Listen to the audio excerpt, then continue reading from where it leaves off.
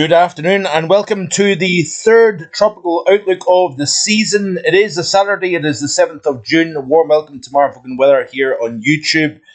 I hope you're all enjoying your weekend so far. Thankfully for the Atlantic Basin, things are still fairly quiet. We do have the intertropical convergence zone well down to the south. We've got a lot of Saharan dust. We've also got strong wind shear moving out of the west to the east across the tropical and subtropical Atlantic at the moment. So conditions are fairly hostile out there for any form of development. You can see the main line of the African coast well to the south here, connecting basically tropical Africa to across the north portions of South America. We've got the clusters of thunderstorms blowing up over the Central America region. We've also got the two systems that may try to develop. There is warning areas out by the NHC for possible development. I think upwards of 70 to 80% chance of development over the next 7 days here. We'll look at that in a second. We've got the thunderstorms blowing up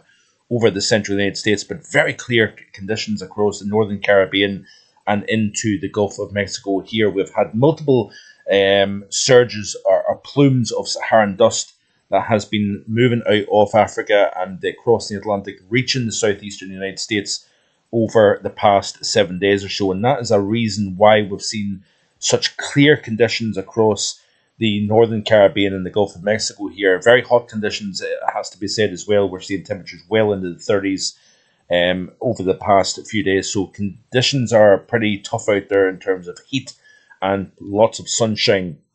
Not much in the way of moisture due to that the Saharan dust layer or Saharan air layer choking off moisture out of the atmosphere. We're also seeing a downward trend in terms of the Indian monsoon in recent days, and the reasons for that is the Monsoon oscillation has been sliding eastwards over the past week or so here. You can see the upward motion according to the GFS ensemble, all now concentrated to the east of the Indian subcontinent. So we tend to have a suppressed monsoon. Obviously, it came gangbusters back earlier on, late May, because of we've seen that green zones upward motion representing increased convection across the Indian Ocean, India, the Southeast Asia region, and that gave the kickstart that the monsoon needed. A very early start of the Indian monsoon, it has to be said, but it's now been suppressed due to that eastward progress of the convection here. But what that's doing is that's creating an interest as we move towards the middle and second half of June. If we play through this loop of the ensemble, you can see that we see the convection, the MJO moving into the Central America region here. So therefore, we need to keep our eyes closely fixed on this, I think, during the middle and second half of the month. My hurricane forecast did call for one or two named storms during the month of June, and that tends to happen at this time of the year. You do get a few named storms, usually homegrown. In other words, we get frontal systems moving off North America.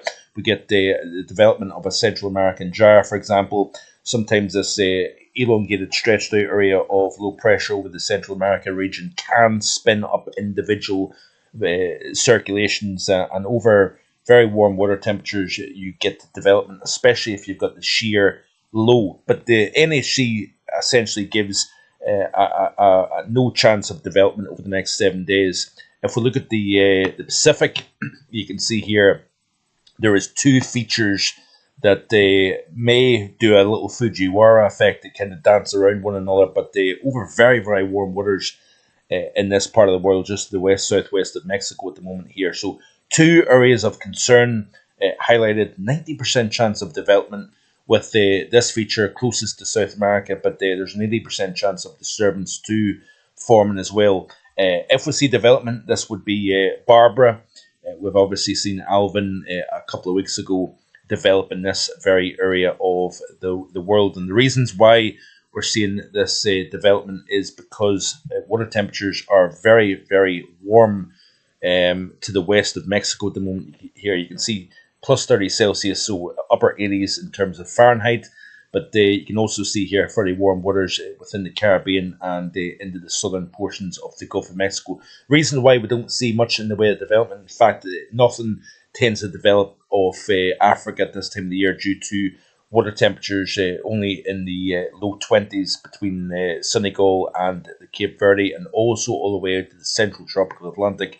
You have to go right down towards the equator where you've got water temperatures conducive for tropical cyclone activity, but this is not a region that you typically expect to see development of tropical systems. But it's once you start to see the convergence line lift naturally north as we move towards the heart of the season, which is generally mid-August to mid-September, you get this 27, 28 Celsius waters that kind of migrate northwards here with that convective line, and then the Cape Verde season tends to get going. You've got less in the way of dry air, less in the way of Saharan dust, and if you look at the latest of the visible satellite imagery here, you've got literally nothing. So essentially, yeah, we've got some convection over that 28 Celsius water temperatures at the moment here, but this line, this convergence line, intertropical convergence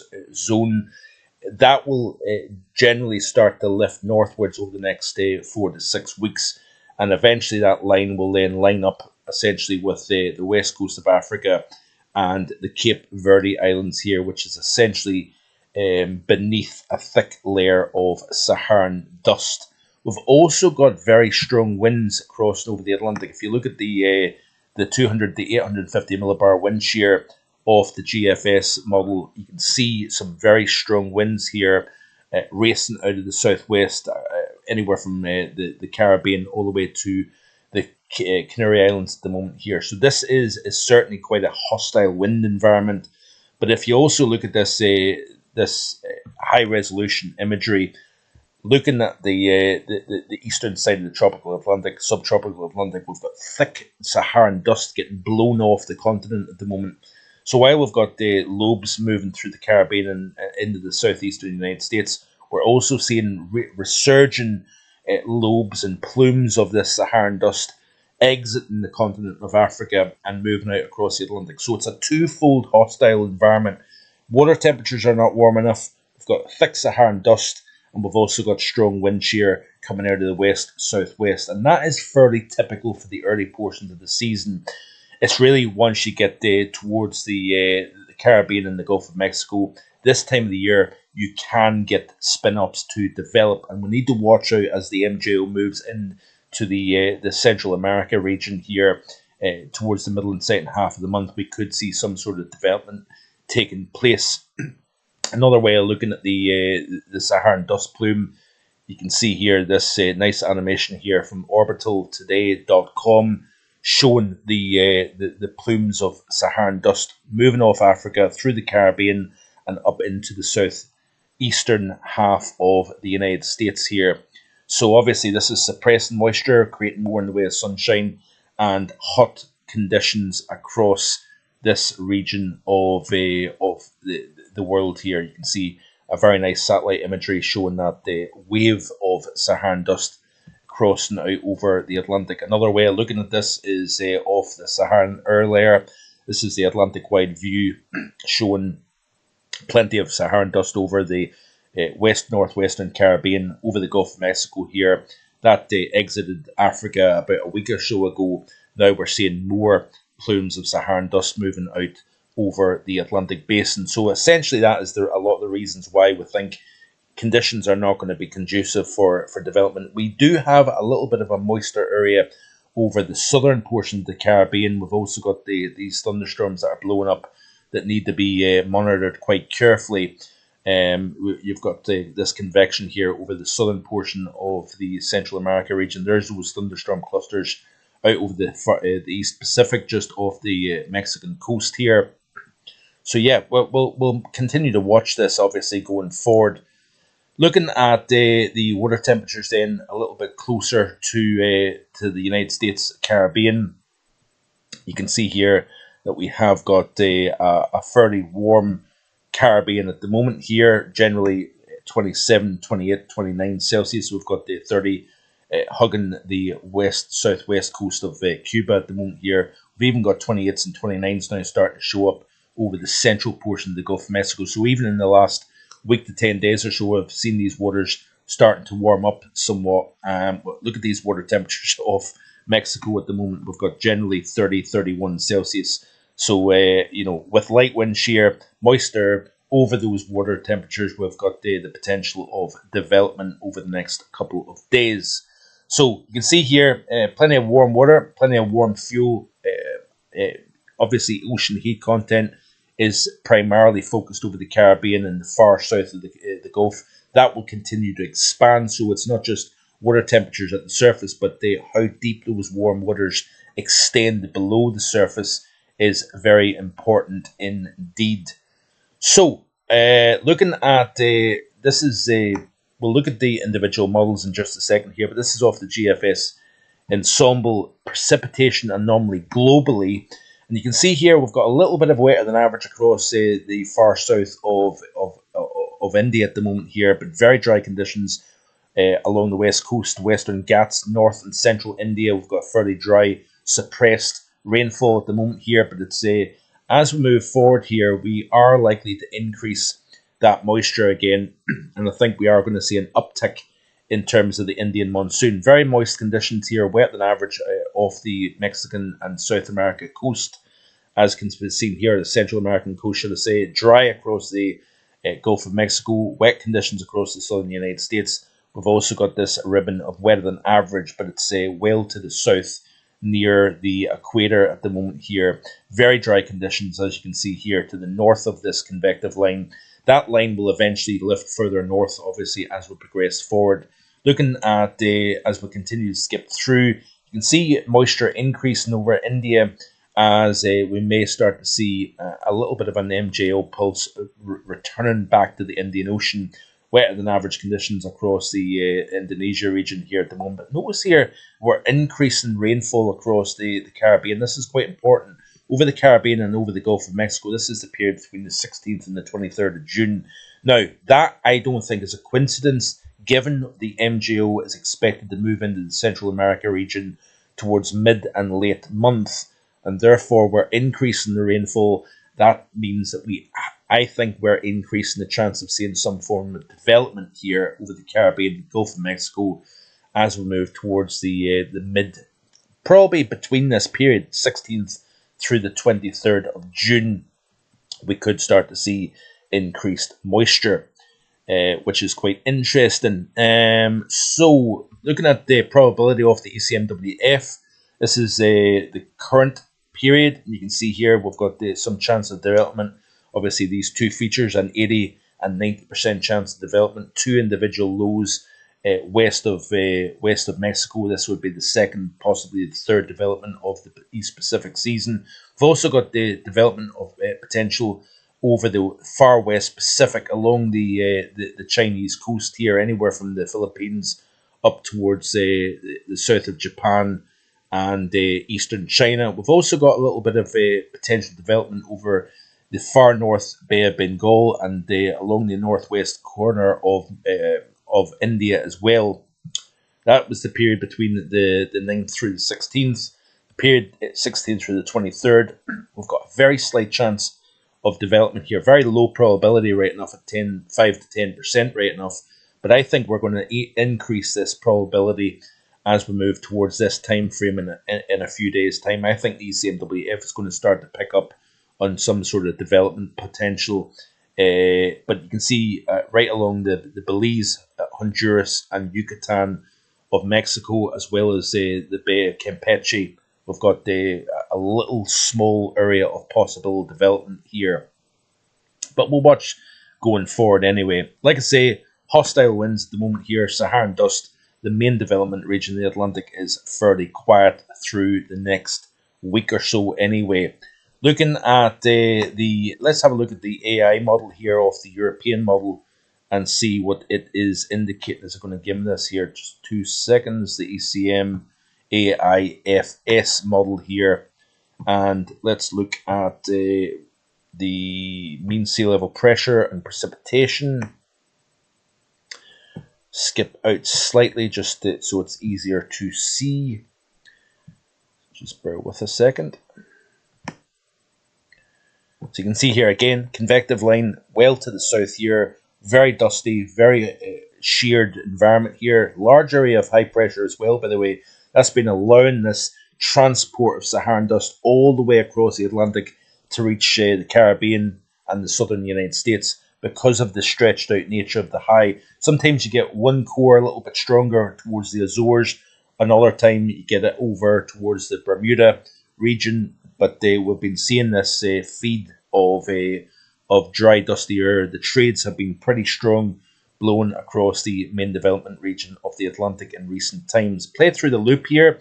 Again, nothing really to write home about through the early portions of next week. We do have some weak areas of low pressure kind of trying to form according to the AIFS model here, but nothing really significant showing up over the Caribbean or indeed the Gulf of Mexico right the way through till Sunday the 22nd of June here. So this is the way through 360 hours.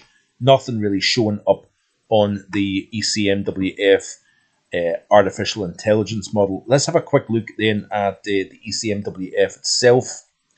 Let's skip out just a little bit more because it's easier to show. And we'll go back to the here and now and see what it's indicating. So I've given you the reasons why that we're not really seeing anything imminent over the next 5 to 7 days across, particularly the majority of the Atlantic, especially Central and Eastern Atlantic, but even the Caribbean and the Gulf. We've got dusty air, we've got a hostile environment here. We do have some thunderstorms developing here, but we've got a suppressed branch of the MJO over this region at the moment. But it's as we move towards the 15th through the 20th of June, we should start to see that the pulse moving into the Central America region, increase in moisture, increase in convection, and the potential over those 27 to 29 Celsius waters, some sort of spin up, some circulation development. Look at the stretched out nature of this high. It's really dominating the subtropical Atlantic, really from the Azores, from Iberia, Africa, all the way across to Florida and the southeastern United States at the moment here. That's acting as a natural wheel, drawing that those waves coming off Africa. Notice here that there's not a great deal of strong convection or blow up of convection associated with these waves. They're well to the south and they're not really particularly strong at this time, and that is normal. That is the case that you would expect to see. Plenty of moisture here, as you can see, over the tropical South America region into the southern portion of the Gulf of through the Caribbean, should I say, not the Gulf of Mexico, but the Caribbean. And you can see the development here off the west coast over the eastern Pacific of what could be Barbara. But nothing really showing up over the Caribbean at the moment here. But that doesn't necessarily mean that we can't get any sort of little sneaky development here. So, yeah, things are reasonably quiet, as is normally the case at this time of the year. We do need to watch out as the MJO starts to move into this part of the world here for some sort of development. Looks as if we may see Barbara develop over the next 5 to 7 days across the far east Pacific off the west coast of Mexico. But even here, as these systems develop over very warm waters, low shear environment, they move northwards into cooler waters, in the more hostile environment, and therefore it doesn't tend to do much. They kind of develop and then fade away fairly quickly. Looking finally at All India Weather on Twitter. So we're seeing some convection starting to develop over the southeast portions of Asia. Again, the MJO is in this part of the world, albeit it's starting to pull away. But huge convection started over the eastern Indian Ocean, Bay of Bengal, and parts of the Pacific. These clouds will gradually move northwards and may trigger an active phase of the monsoon from next week over southern portions of India. These systems will further move into central and northern India during the 15th through the 25th of June. Stay watchful and updated here. So it looks as if we are going to start to see what has been a suppressed form of the monsoon. It got off gangbusters, then it kind of faded apart as the MJO moved out of the region and towards the Southeast Asia and the maritime continent. But it looks as if we may start to see things becoming more active once again as we move forward here. This is an interesting tweet here. Monsoon rainfall remained almost normal for the first 5 days of June, but due to significantly below normal rainfall on the 6th of June, it resulted in an overall deficit of minus 3.4 compared to normal. It is expected to continue showing a negative trend for the next 2 to 3 days and will pick up from June 11th through the 13th.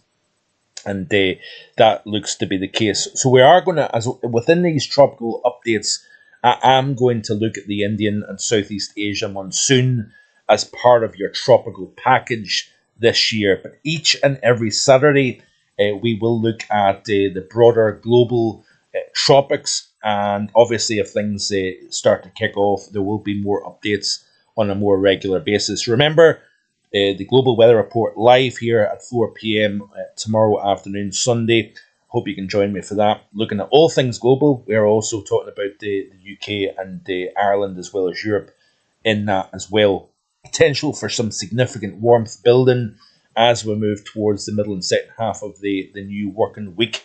So I hope you can join me for that. Hope you're enjoying what you're seeing here in the channel. Like and subscribe, and I'll see you hopefully tomorrow with a live stream. There will be a link left in the description below today's video for the live tomorrow. Hit that notify me bell, and it means you will get updated when I go live. Enjoy the rest of your Saturday. Bye bye.